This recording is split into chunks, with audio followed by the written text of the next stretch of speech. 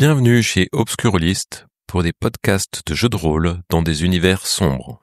Précédemment, dans la Banane Noire, Irina, Sven et Marcus sont arrivés à Leningrad et essayent de découvrir où se trouve la maison mystérieuse de leurs rêves, qui semble tout bonnement avoir disparu ici.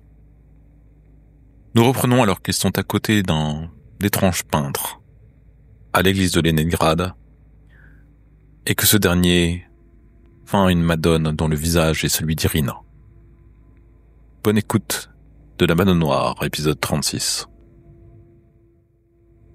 Il est occupé à sa tâche. Est-ce que devant le chevalet, il y a de l'espace ou il est contre un mur? Non, tu peux y. Je passe, l'air de rien, devant lui, comme ça. Il est en train de peindre et en fait... Et alors, il a levé les yeux, il t'a vu passer. Et il te dit... Alors, c'est étrange, t'as l'impression qu'il te parle allemand. Je crois qu'il me parle russe. Mais... Ou alors il parle russe et tu comprends. C'est pas clair. Il te dit... Je vous ai prévenu. Elle n'est pas encore finie. Je viendrai vous voir lorsque ce sera fait. Pour l'instant, on ne peut pas s'en servir. Attendez, vous vous souvenez de nous? Vous aussi, vous pouvez aller dans les rêves? Alors, donc tu t'aperçois effectivement qu'il peint une toile. Tu lui donnerais... T'as l'impression qu'il est sénile, le gars. Tu as l'impression que c'est un vieillard. Peut-être une centaine d'années. Et... T'as dit, vous vous souvenez? Patience. Il faut attendre. Et puis il continue son travail. Je le touche pour voir s'il est réel. Parce que j'ai un moment de doute. Je me dis, est-ce qu'on est encore dans un rêve? Tu touches comment? Doucement, je m'approche et je touche l'épaule, tu vois, pour voir s'il est bien. Alors il était en train de peindre, en fait, il peint une grande toile. Au moment où tu le touches, il s'arrête. Et on t'enlève ton main. Oui, sa main, il continue. Donc il est tangible. Je mets un coup de coude à Irina et je lui dis de essayer de voir si il est dans notre monde, lui, ou il est des deux aussi. Oh purée, c'est vrai. Parce que moi je vois pas les filaments noirs autour des têtes. Je peux faire l'intuition magique ou pas, alors? C'est un vieil homme. Pour toi, c'est juste un très vieil homme. C'est peut-être celui que vous avez vu dans votre rêve, qui aurait vécu de 1941 jusqu'à maintenant. Mais attendez, vous vous rendez compte des implications? Et ça veut dire qu'on a rêvé, qu'on a voyagé dans le temps. Qu'est-ce qui s'est réellement passé, en fait? Il est là, c'est lui, je veux dire, on l'a vu. Mais du coup, est-ce qu'on rêve vraiment? Ou est-ce qu'on voyage dans le temps? Monsieur, ça vous dit quelque chose, ce qui s'est passé dans une maison au bout du pont, là-bas, au 38? Vu qu'il est vieux et que ça fait 60 ans qu'il est là, il est peut-être au courant, lui. Qu'est-ce qui se passerait si on détruisait le tableau? 50 ans. Et qu'est-ce qui se passerait si on le tuait dans notre rêve? Mais est-ce qu'on est en train de rêver? Et d'ailleurs, est-ce qu'on est dans la réalité ou est-ce qu'on rêve encore? Pendant que Tu pinces. Marcus tient des propos dignes d'un vieux roman de SF des années 60, l'homme, lui, ne te répond pas. Il est appliqué. Et si jamais tu l'interromps trop et tu le déranges trop, il dit « Il faut attendre. Jusqu'au bon moment. » Et puis il continue. Et je vous retrouve dans la cathédrale. Peut-être il opine. Je regarde la peinture et je regarde Irina. C'est vraiment Irina? C'est une grande toile. Vraiment grande. Tu vois une madone qui est drapée avec un voile qui prend aussi sa coiffure, en fait, qui est une coiffure assez alambiquée. Et donc, en fait, il y a juste un grand voile comme ça qui la drape. Et il y a juste les traits du visage et t'as l'impression, alors c'est peut-être parce que c'est la seule femme que tu fréquentes depuis un certain temps, là, en ce moment, et que c'est les traits d'Irina. Moi, ça me perturbe quand même que le mec soit là, du coup. Qu'est-ce que ça sous-entend? Ça sous-entend qu'il est très vieux, c'est tout. Oui, mais ça veut dire qu'on rêve pas vraiment, alors. Et ça veut dire qu'on voit des fragments du passé. Ça veut pas dire qu'on voyage dans le temps. C'est même pire que ça. Dans notre rêve, on n'était pas nous. On était des enfants qui étaient pas... Enfin, moi, c'est pas mon enfance, ça. Moi, je pense que c'était... Il est trop plein. la mère de Marcus et ses deux potes qui sont avérés être des Piotr, réceptacles de démons. Mais bon, je touche à un domaine que je maîtrise pas trop. En tout cas, ça nous fait pas avancer tout ça. Bon, je pense qu'il faudrait... Peut-être que si on arrive à trouver quelqu'un qui a connu cette rue, là où il y a le 38, Ouais. quelqu'un de très âgé, Ouais, on va peut-être nous dire ce qu'il et de lucide. Hmm Très âgé et lucide. Pas quelqu'un qui peint quelque chose depuis 20 ans, ouais.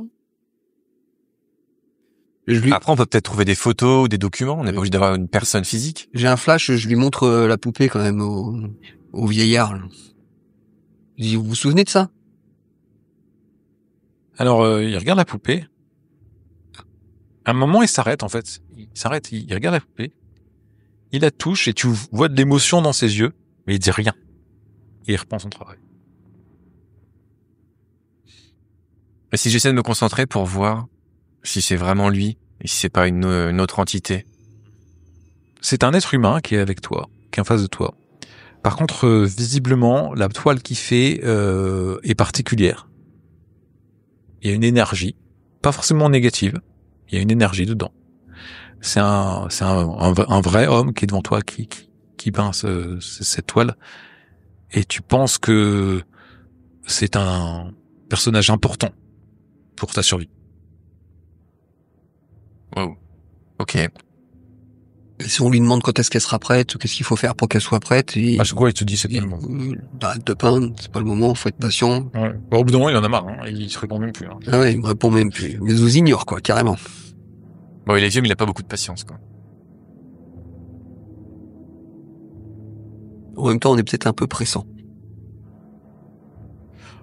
Vous entendez les cloches qui commencent à sonner, parce qu'il est aux alentours de midi. Ah, j'ai oublié d'appeler Nathalie. J'appellerai demain. Peut-être de décalage horaire.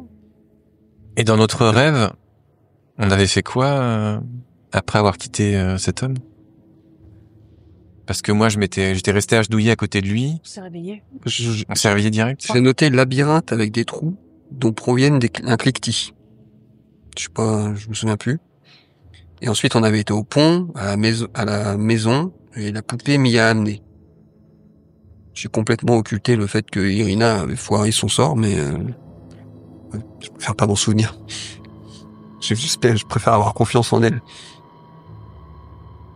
Si je fais le tour de l'église et je regarde s'il y a pas peut-être une Madone qui ressemble encore à Irina, ou peut-être Non, pas du tout. un vitrail, non, rien de Il particulier. y a des madones, Statuette. il y a des madones, mais celle-là est vraiment particulière, celle qu'il peint.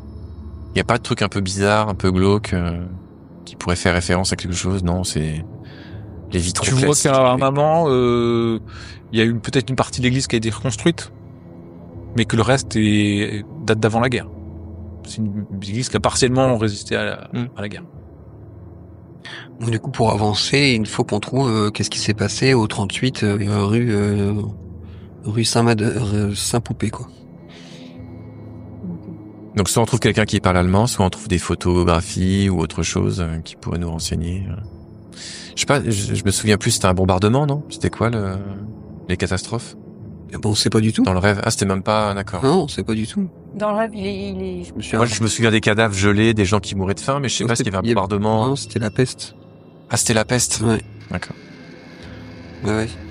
Il faisait très froid. Il y avait Ouais, des je me souviens du décombres, froid, ouais. des cadavres, des gens barricades, des Ouais. personnes qui étaient mourantes, il y avait la peste.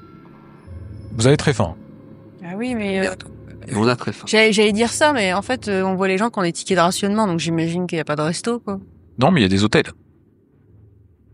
Si t'as les moyens. Hôtel-restaurant, quoi. Il y a des hôtels si t'as les moyens pour les personnes qui ont les apparatchiks russes qui ont des moyens et qui eux se déplacent d'hôtel en hôtel et qui ont à manger.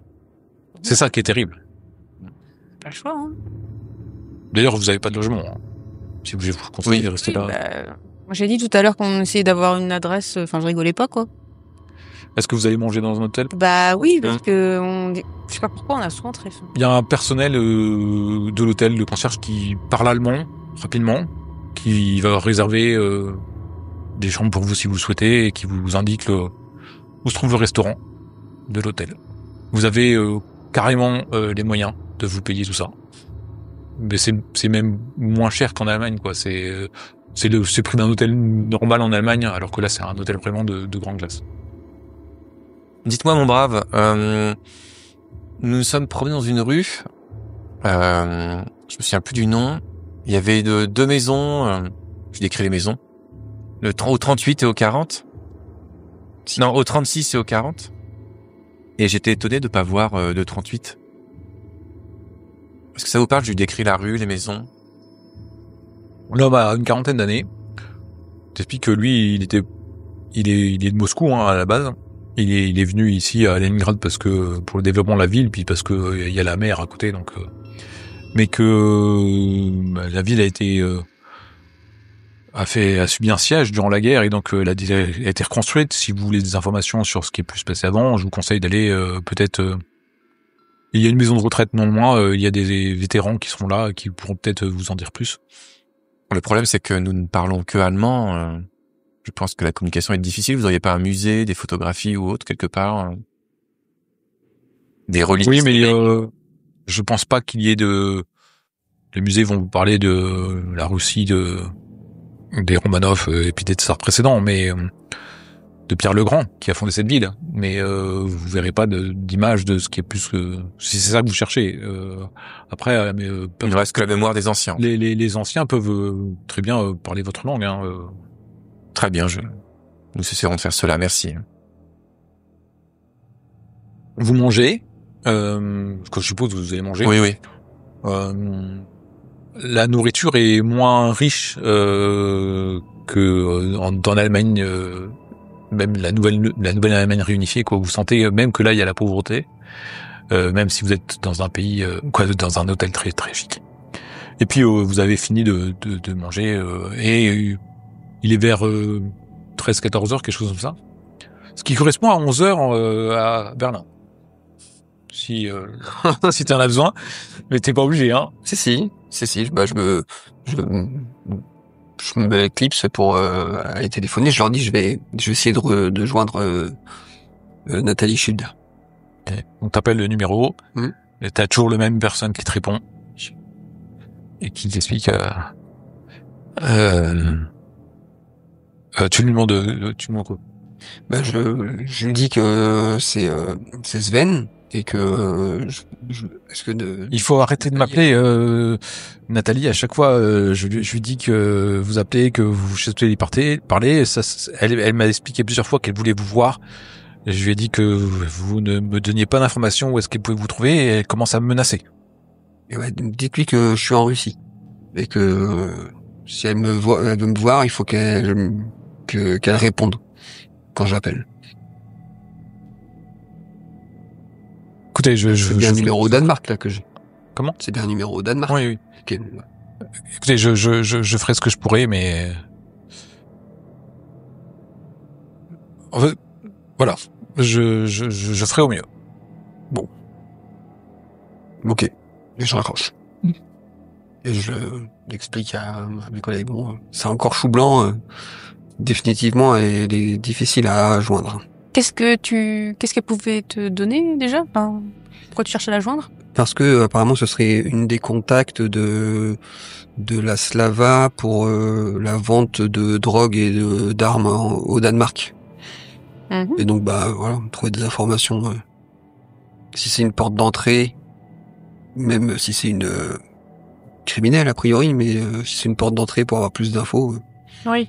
Sur l'organisation en tant que telle. On vous demande au téléphone. Ah bah, très bien, j'arrive. C'était rapide. Bon, tu prends le combiné quand on te donne la cabine. Allô, oui. Sven. Oui. Qu'est-ce que tu me veux? Nathalie? Ouais. Qu'est-ce que tu me veux?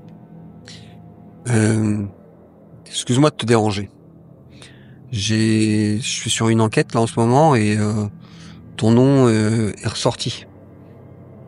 Apparemment, tu serais mêlé à une affaire avec la Slava. Ça te parle? Mais d'où tu me poses des questions comme ça, tu me prends pour quoi, là? Je te pose des questions parce que c'est important que tu répondes. J'ai besoin d'informations sur cette Slava. J'ai besoin de savoir qui commande, qui dirige, où les trouver. Et j'en ai besoin T'es en Russie? pour ma vie. Ben, t'en fais pas, je vais les contacter. Je vais essayer. Cette fois-ci, on te loupera pas. Ok. Je raccroche. Bah, je suis grave déçu. Je pensais que ça allait être plutôt une alliée qu'autre chose. Du coup, je retourne, on est à table. Ouais. Je retourne à table et je leur dis bon, je l'ai eu cette fois. Et bon, elle a dit que la prochaine fois, elle nous louperait pas. Tu lui as dit où on était? J'ai dit qu'on était en Russie. C'est assez grand pour que ce soit vague, mais eux, ils savent.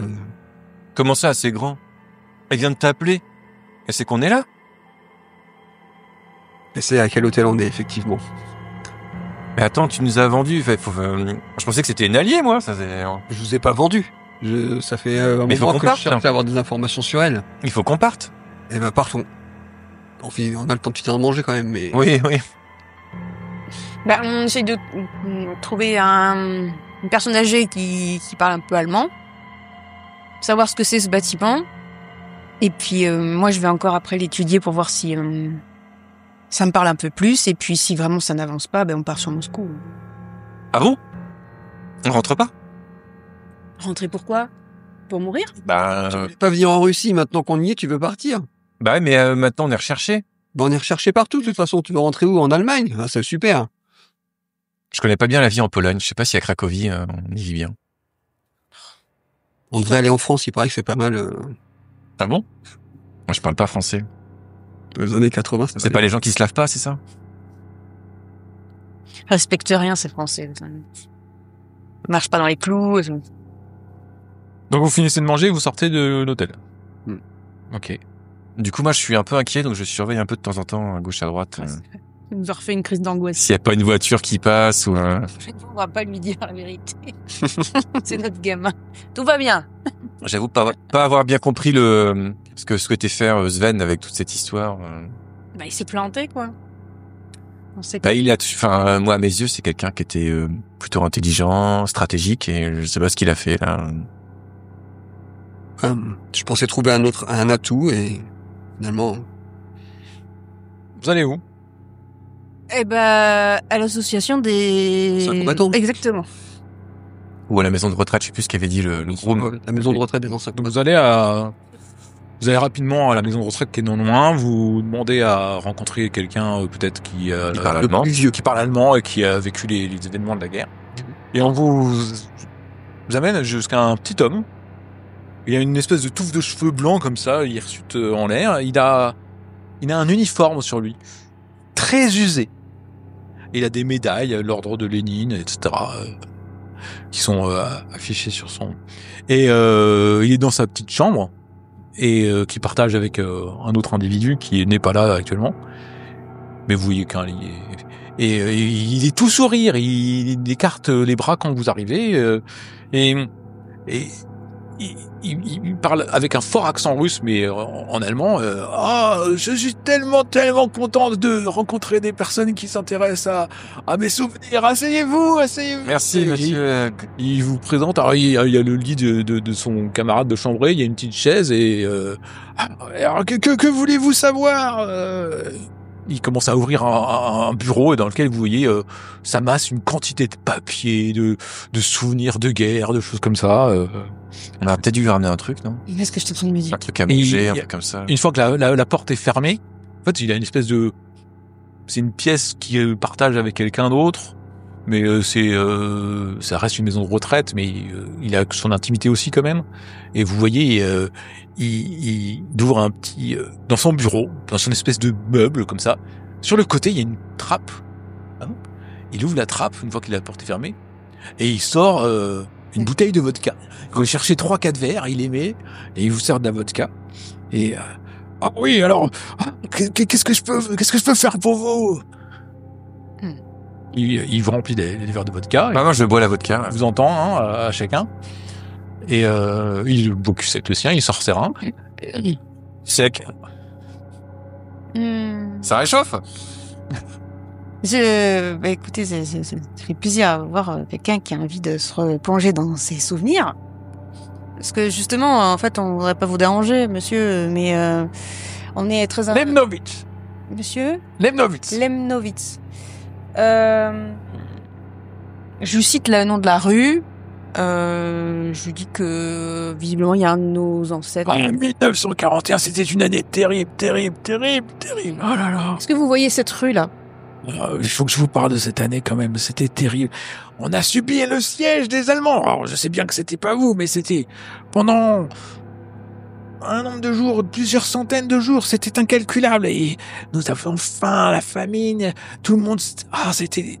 Les gens tombaient comme des mouches, c'est atroce. Regarde Sven avec des gros yeux, genre à toi, c'était le mal alpha là. J'ai dû chasser des rats, des chats pour manger. J'ai dû faire les égouts. Oh là là, c'était terrible. Et puis les Allemands n'arrêtaient pas, ils nous pilonnaient, ils avaient tout barré, on n'avait aucun ravitaillement. À un moment, il a fallu y avoir le ravitaillement par le lac gelé, mais en fait non, c'était trop fin pour que le wagon puisse venir, la locomotive. Incroyable. C'était terrible. Il y avait des fosses communes, les gens commençaient à entasser nos morts. On pouvait même plus creuser dans le sol tellement le sol était gelé. Donc on pouvait plus creuser de tombes, c'était terrible. C'est horrible. C'était sûrement une période horrible, effectivement, mais c'est un point de détail de toute cette période qui nous intéresse. Un point de détail, c'est pas un point de détail. Non, laissez-le finir, Sven, laissez-le finir. C'est il y a une maison qui nous intéresse particulièrement, dans laquelle il se serait passé quelque chose à cette période. Alors tu parles un peu plus de... Tu sais l'adresse? Ah oui, c'est la famille Kalenko. Ah oui. Cette pauvre famille, elle aussi, elle a bien suivi les affres de la guerre, la famille. Oui, comme tout le monde. Hein. Oui. Déjà, ils ont perdu leur fille, leur première fille. Non, leur seconde fille, pardon. Ils ont perdu leur seconde fille avant la guerre déjà, et au cours du siège de 41, elle a été complètement décimée, je crois. Hein. Je sais plus trop. Mais comment ils ont perdu leur seconde fille? Avant la guerre. Oui. Je ne sais pas, c'était terrible. Il y avait les purges staliniennes. J'essaie de situer l'époque, mais ce siège était terrible. Vous savez que on dit qu'il y a des gens qui ont mangé d'autres personnes. Ils mangeaient les morts. C'était du cannibalisme. C'était terrible. Je n'y crois pas trop, car moi-même, je n'ai pas mangé d'autres êtres humains. Jamais je ne baserai à ça. Mais cette maison-là, je crois qu'elle a été brûlée après la guerre. Comment s'appelait leur fille qui a disparu, son prénom? Vous savez? Je ne connaissais pas bien cette famille, hein, vous savez. Mais Magda? Je connais quelqu'un qui pourrait vous renseigner. C'est un vieil ami à moi. Il travaille à la GRU. Qu'est-ce que c'est? C'est des services secrets militaires. C'est Yoris Sazov. Écoutez, je vais vous faire une lettre pour qu'il vous reçoive. Vous donnez ça au garde. Vous lui dites que vous cherchez à voir Monsieur Sazov et il viendra vous voir. Dites-lui bien que Monsieur Lemnovitz vous recommande. Et puis commence à écrire en papier. Vous savez, en même temps qu'il écrit, vous savez, c'est un vieil ami à moi, Sazov. Et nous avons fait partager des moments de guerre. Et cet homme est obsédé par les Kalenko. Vraiment. Moi, je peux vous parler de la guerre, de tout ce qu'on a vécu, mais si vous êtes intéressé par cette maison-là, c'est lui que vous devez voir. Donc, Mais il faisait quoi? Qu'est-ce qu'elle faisait comme travail, cette famille? Qu'est-ce qu'ils avaient de si important pour qu'il en soit obsédé? C'était un personnage important, Monsieur Kalenko, dans la ville, un notable, quelqu'un d'important. Mais je sais que tout le monde a survécu comme il a pu à la guerre, mais vous vous rendez compte. Et pendant le siège de 41, voyez-vous, au début, j'étais le premier bataillon et j'étais en train, il commence à vous ressortir des trucs de guerre et il commence à fouiller dans ses papiers, pour vous montrer, ses médailles, ses ordres de service, des choses comme ça. Il a fini son courrier ou pas? Comment? Il a fini son courrier? Son courrier... Ah oui, pardon. Il t'a donné l'aide. Ouais. Il a été courrier. Il maîtrise bien, il perd même la boule. Hein. Et Bah, du coup, je me lève et pendant qu'il est en train de fouiller dans ses papiers pour nous raconter une nouvelle histoire, je dis je vous remercie beaucoup. J'emmène mes deux compagnons là. Ah, on y va? Merci. Oui, on y va maintenant. Tu voulais pas partir, Mais vous Marcus, voulez pas- Un dernier. T'as un rendez-vous, non? Un dernier. Ah, voilà, il fait un dernier Partir rendez-vous. maintenant. C'est pas toi qui disais faut pas rester là, faut rentrer chez nous? Et puis, Ça, il était et puis il trinque, il fait. Écoutez, n'hésitez pas à revenir si vous avez d'autres questions, hein, parce que c'était un peu à brûle-pourpoint là. J'étais un peu pris de court, mais je peux tout vous sortir, tout vous préparer. Je vous ferai une belle présentation. Hein, vous repasserez me voir. Hein. Oui, merci. Vous êtes très gentil, merci beaucoup. Merci beaucoup. Et vous voyez, il commence à sortir. Je fais alors ça faudrait que je parle de ça. Ouais, il est tout affairé dans son truc. Et vous entendez, bon, sortez. Il y a une infirmière qui passe. Il commence à parler très fort en russe et puis vous voyez l'homme qui se rue sur sa bouteille qui met dans son dos, l'air de rien, tout tremblotant, comme un petit enfant pris sur le fait. Et vous êtes en train de partir de la maison de retraite. Vous voulez vraiment qu'on aille voir la police militaire? Est-ce que tu penses que t'as assez de renseignements sur cette maison pour retenter le coup? C'est ce que je vais dire, on en sait quand même pas mal déjà, enfin... On sait qu'elle a été brûlée, cette maison, ça peut aider peut-être. Et que les gens sont pas décédés a priori. Que la famille de notables a survécu. Je me rends dans la rue. Je reviens pas que je vais faire ça. Enfin bon, on n'est pas ça près. Entre le 40 et le 36. Et je me concentre en pensant à Kalenko, à un incendie. Je vois si j'ai d'autres visions ou d'autres ressentis. T'entends juste tes hurlements d'enfants. Wow. Ben, je leur dis, ça confirme. J'ai l'impression d'avoir entendu des hurlements d'enfants. Alors, Et ça veut dire que c'est positif? On peut y aller ou J'entends. Mais je comprends pas, Irina. Qu'est-ce qu'il est censé se passer en fait? mais je sais pas. Parce qu'à ce moment-là, autant se coucher, y aller en rêve, si on peut réussir à revivre des événements du passé, non? Peut-être. Je me suis dit que peut-être que si j'en savais plus, j'arriverais à ouvrir le passage entre guillemets. D'accord, tu penses que voilà. Mais oui, on peut essayer ça. Parce que on peut, comme à chaque fois on voyage, peut-être qu'avec les informations qu'on a, en se concentrant et en allant se coucher, on peut peut-être revivre les événements et comprendre ce qui s'est passé. J'avoue que la police militaire russe, c'est pas... Enfin, quand je pense au général et tout, je me dis... Alors c'est pas la police militaire, c'est les services de renseignement militaire. C'est genre... Ah. Je sais pas ce qu'il a écrit dans sa lettre, mais il va nous demander pourquoi on s'intéresse à ce bâtiment. Enfin, Surtout que lui, il a dit qu'il s'intéressait depuis des années. Donc quand il va nous voir débarquer, il va peut-être avoir peur ou il va se demander ce qu'on sait. Ouais, oui, mais ça a pas marché avec Nathalie. Ça se trouve, ce sera un allié. S'il est obsédé par les Kalenko, c'est Ça, peut-être c'est- de manière positive ou là, pour nous. On peut peut-être lire la lettre déjà, pour commencer, voir ce qu'il y a dedans. on arrive à comprendre ou c'est du en russe. C'est un russe. Bon, on va à l'hôtel et puis il nous lit la lettre. Hein. Moi, je vais pas là-bas en sachant pas le contenu. Ces 3 gugus sont très dangereux. Il faut C'est les ça. enfermer. Tu vais l'aider dès que vous avez cette lettre. Moi, chercher un autre hôtel. Ok, donc vous faites toutes ces opérations pour comprendre qu'en fait la lettre est une vraie lettre de recommandation. Elle indique juste ces Ah, il hommes dit que, français. il faut que tu reçoives ces 3 personnes, ils s'intéressent au Kalenko, je pense que tu pourras leur D'accord. donner des renseignements, ils sont fiables, ils sont très agréables. Voilà. Ils aiment bien la vodka. Ok, Surtout donc l'un. je me répète, avant d'aller directement là-bas, il va nous demander pourquoi on s'intéresse à eux. Donc, faut déjà qu'on trouve ce qu'on va dire. C'est je sais pas, un parent éloigné. Parce que... S'ils sont tous morts, c'est peut-être compliqué. Moi non plus, j'ai pas d'idée. Hein. Je dis ça parce que je veux pas qu'on débarque là-bas les mains Mais dans les poches. le vétéran, il nous a pas demandé pourquoi on s'intéressait à ce bâtiment. Ah, mais le vétéran, il vit tout seul là-bas, il voit jamais personne. Il s'ennuie. Il est content d'avoir un auditoire. Vous dites ça en marchant ou vous êtes posé quelque part? Comment ça se Non, on est passe? à l'hôtel après. Vous êtes à l'hôtel. Des fois dans le hall. On est au second hôtel et on prend une pâtisserie Russe. russe. Écoute, on dira que c'est un parent éloigné qui habitait au 38 et on a été devant et on ne l'a pas trouvé et du coup on cherche des renseignements sur cette maison-là. Parent éloigné de qui? Quoi? Parent éloigné de qui? Bah d'Irina évidemment. Pas ou de toi, vous êtes au Magda? Orlova? C'est russe?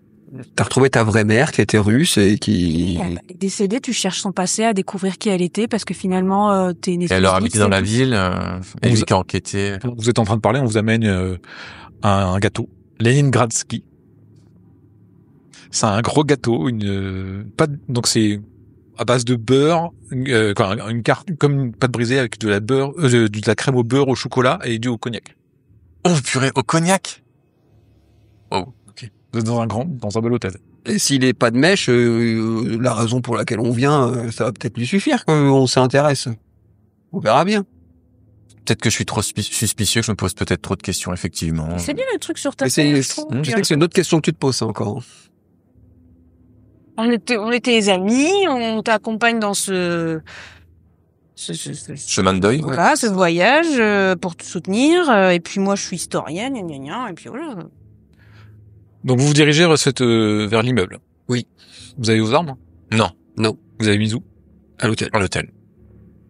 Vous avez demandé un coffre à l'hôtel Oui. pour mettre vos Dans armes. les chambres, non? Dans les Le matelas, ouais. Ah, vous avez repris d'autres chambres? Ok. Ouais. Bah oui. Sous d'autres noms, évidemment. Vous y allez désarmés, vous arrivez devant cet immeuble où il y a des gardes russes, il y en a 4, avec Évidemment. des kalachnikovs qui pendent aux côtés. Mhm. Et ils vous disent halt. Vous pensez que c'est ça, en russe, alors que vous approchez et vous tendez la lettre. On vous fait attendre. Et au bout de quelques instants, on vous aboie encore quelque chose en russe, sans doute de suivre l'homme. Et vous montez des escaliers, vous traversez des couloirs, vous entendez beaucoup de bruit de machines à écrire. Ça rappelle à certains une ambiance de travail. Et vous arrivez jusqu'à un bureau où il y a marqué Colonel Chazov. Bah je frappe. Ah bah, on ouvre la porte, Ah pardon. on vous fait rentrer et la porte se ferme derrière vous. Je déglutier, je rentre. C'est un grand bureau, il y a les murs qui sont tapissés de cartes de Leningrad et des environs évidemment. Il y a 4 chaises devant le bureau. Chazov, lui, c'est un homme chauve, assez massif, et un costume impeccable, taillé sur mesure. Pendant sur son front, il y a des cicatrices qui forment une espèce de dessin un peu irrégulier. Il a plus d'oreille à droite. Il se redresse. Asseyez-vous. Et il le baragouine dans un espèce d'allemand avec un fort accent. On s'exécute. Enfin, je m'exécute. Moi aussi. Il reste debout. Il se penche vers vous en appuyant un peu sa main sur ses bureaux. Bien. Qu'êtes venu vous faire en Union soviétique? Et ainsi se termine La Banane Noire, épisode 36.